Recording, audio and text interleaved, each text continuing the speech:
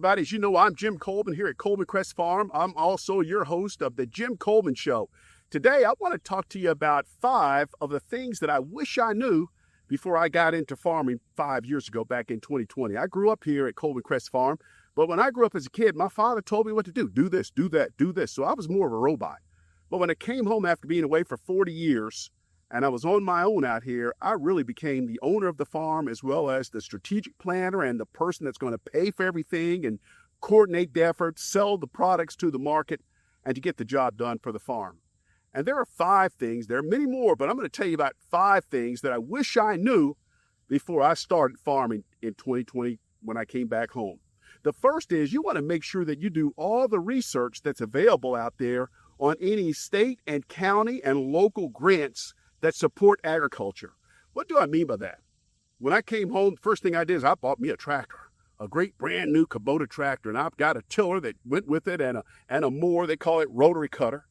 And it's a big investment. I knew I was going to need it for my farm, but I really hadn't put my plan together on what I was going to raise and how I was going to make things happen on the farm. I was just happy to get home. But I spent that money and went to the dealer, and I talked to the dealer and asked him, what size shed should I build to be able to cover all of this great equipment that I have for my tractor and tiller and my mower.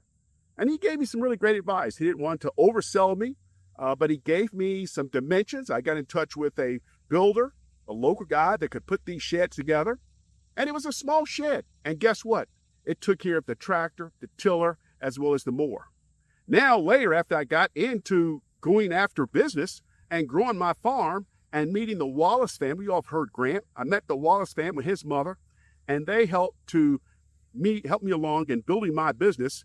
And on top of that, they've helped to contribute to my farm by donating some equipment. Some of the equipment that you're seeing right here, from the mulch planter, the bed maker, the deep soiler, all the different potato planters that I have, they've contributed to my farm by making it as a loan for me. But I didn't think about that because I wasn't thinking 3 and 4 years out of where I would be in sales and the kind of equipment that I would later need. So instead of growing and building a farm, instead of building a barn that was going to be large enough to take on all of this equipment, I built a smaller one. And then when I got this other piece of equipment that you're seeing out here, now I'm in need right now of building even a bigger barn. I can tell you right now that building a bigger barn in the beginning is a lot cheaper than building 2 or 3 smaller barns. Why do I say that you need to check in with your county and your state? We've got Kentucky Department of Agriculture. We've got local partners here. We've got the city, and all these partners, they've got grant dollars that can help us to be able to understand the kinds of things that they will provide us grants for. Not only did I build a shed for my equipment, but also installed a brand new underground water system that helped us to bring water up from the ground, 160 feet deep in the ground. Grant told me you got to have a reliable source of water. So I did that. It cost $3,800 to go in and dig into the ground to get the well water up. Then we had to build a well shed and all the infrastructure that would pull the water up. Then we had to lay the irrigation system that got all the water back to about 120 rows in the background that you're seeing there. And the total cost of that was about $45,000.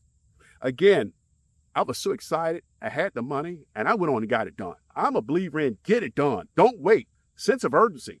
Well, come to find that the state has a program that would have co-opted that whole investment with me that could have saved me anywhere from $15,000 to $20,000. But I didn't wait, and I missed out on that opportunity. Now, bottom line is the well's doing well. I don't have to pay for water. It's all natural water. The day I opened up that well system, the driller told me your farm probably went up $200,000 to $300,000. It's certainly a tax write-off, but the bottom line is that I had to use my own capital, where I could have used that in marketing and other areas of the farm, where I could have gotten access to that extra $15,000 to $20,000. And so I become more keen on understanding how best to get grant funding and other support to be able to help me to grow my farm and to build it responsibly without having to pay for it all out of my pocket. The second thing that you want to do is you want to understand what do you really need to grow in the market and what you need to do that's going to help you to generate the best yield. You want to be able to understand, for instance, like I've got 2 types of potatoes here on my farm, red potatoes and Yukon Gold potatoes. Well, I grew them. I was excited, but come to find out, I grew them the next year. Come to find out, the red potatoes grow faster at a higher yield than the Yukon Gold. So it's better to grow more, even in the same category of potatoes. It's smarter to grow that category and type that's going to have a higher yield, thereby increasing the profitability and sales per row for your farm. You also want to make sure that the next thing is you want to understand all of your different partners on the farm.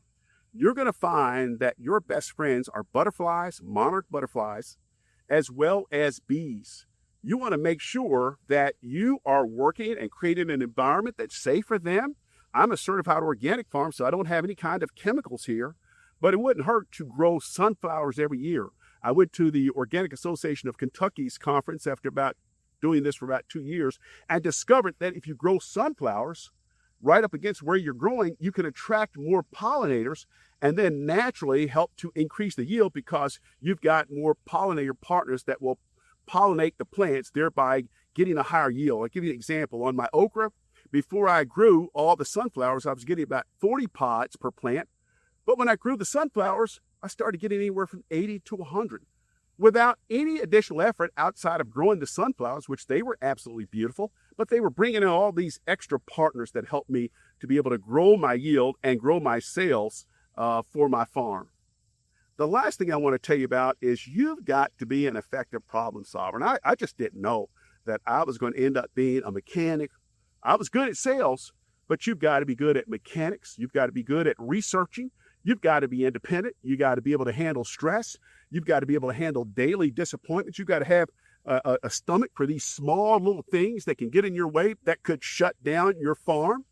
And what I mean by that is that you've got to solve problems that are everything from knowing how to lay out your plan for the year, which is not necessarily a problem, but it's an opportunity, which I didn't know how to do until Grant showed me. And if I didn't have Grant, I wouldn't have been able to do that very well. But I'm going to give you an example on where you really have to understand how to solve problems, keep your mind focused, stay focused without losing your mind, which is my beautiful Kubota tractor. A couple of days ago, I realized that a couple of bolts on the front two tires were missing, and some of the bolts were. And yeah, I couldn't believe it.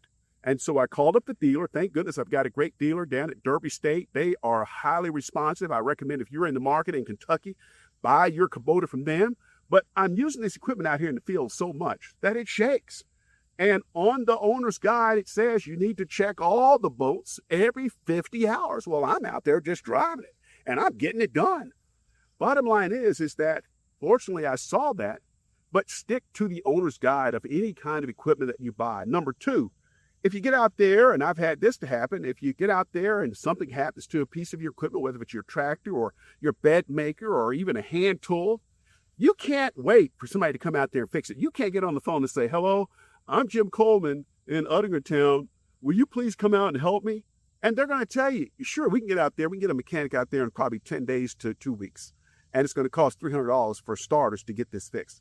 You don't have the time, and you cannot spend that kind of money on mechanics. What all you have to do is get smart, stay focused, cool yourself down, and rely on the two best assistant managers outside of Grant. But the two other assistant managers that I have are called Google Search and also YouTube. I can tell you that by going to Google or YouTube, especially YouTube, you can type in what the problem is. When do I need to change my oil on my Kubota tractor? How do you change the oil? How do you stop this red light button from going off and on? How do you put on the deep solar on your tractor? How do you make the bed maker work better to where it's pulling up the beds a lot better?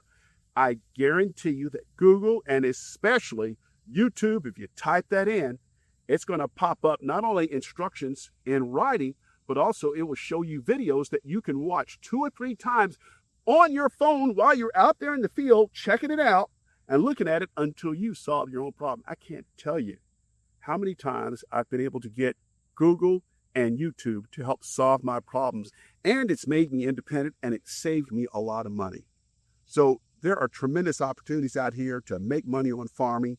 It's not easy. Making any kind of money today is certainly not easy to do, but you've got to make sure that you check in, network well with all of your state and county partners.